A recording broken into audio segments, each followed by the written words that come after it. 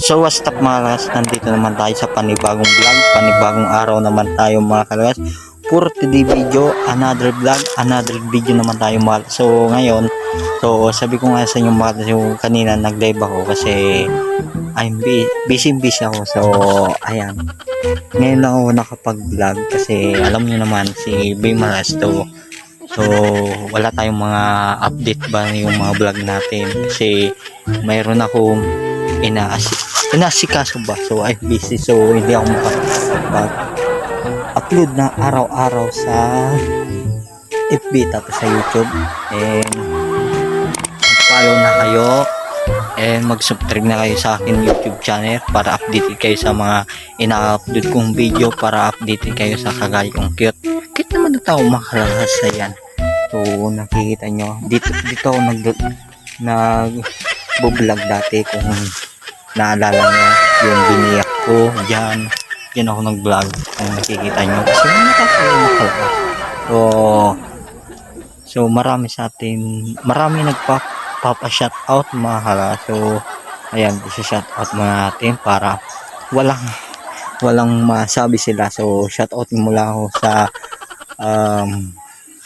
ayun kay Marwin Pitas, pinakapogi sa dalugo po ng Gialbay, si Marwin Pitas, si Marwin Pitas, at saka kay Edi Baltar na si Gadot na taga Ilawid sa Mahala. So Ilawid pulang Gialbay ang dalugo na pinakapogi kay Gadot, shoutout ulit sa iyo. And kay Kevin Baltar na pinakapogi sa dalugo pulang Gialbay na si Kevin Baltar, tapos kay Aris Sartorio na si Bidik from Ilawid, dalugo po lang Galbay na pinapogi sa dalugo po lang Galbay. Shout out ulit sa iyo Aris Bidik. So shout out nga pala ako kay barkada ko kay Aris, ay kay sorry Mara, so namali tayo.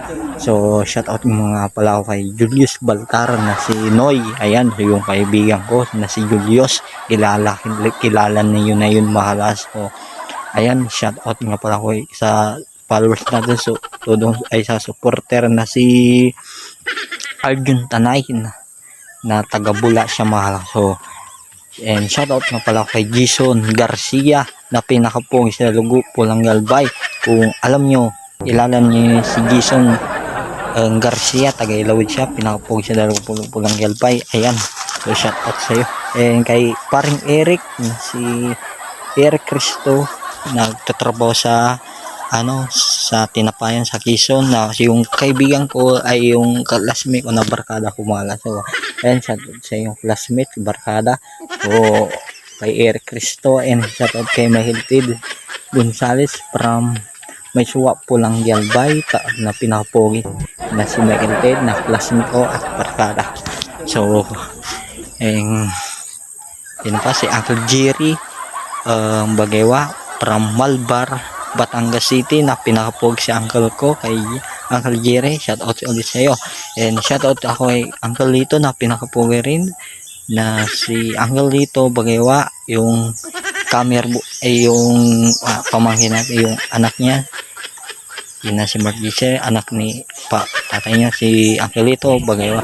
And kung gusto niyo may shout out mga so mag-comment lang kayo sa comment section para update ma-shout ko kayo. So shout out nga pala ko kay Bay Malakasin Vlog. So ayan, kung gusto niyo makita ang page niya, vlogger din siya mahal, so ipapa-follow niyo na din siya. At kay Boy Vlogger TV, so paki-follow na din sa kanya. Shout out sa iyo. Ayan, so baka update ko na lang ngayon mga. So medyo hindi tayo makapag-upload ng mga vlog natin kasi MPC, sana hindi kayo masawa magsuporta sa ating vlog kasi nagsisimula pa lang tayo mga. So ayan, so okay lang na kunti lang sa ating manood kasi wala naman nagsisimula na sikat agad. Hindi naman na gumawa ka dito sa social media, pakagawan mo ng page ay sisikat ka na agad. So hindi yun, pag-ihirapan mo na ang isang bagay mga. So baka pera nga pinag-ihirapan dito pa sa pag-vlog, hindi mo pag-ihirapan. So yan ang labanan dito mga. So parang nagtsatsaga ka lang. Kung wala kang tsaga, wala kang makakuha dito. So pakipag-follow na din sa aking Facebook page, Boy Malas TV, at sa YouTube. Ayan, so mga so nagpagawa ako ng damit. So yung page ko ba, nagpagawa ako Boy Malas TV. So nagpagawa ako ng damit. So mura lang siya mga so 270 kung alaga. So i-reveal ko sa inyo pag nag-live. Maraming salamat mga kasin. Sana hindi kayo masawang magsuporta. And I love you, mahal ko kayo. Dito na magtatapos yung video ko. Abangan nyo yung mga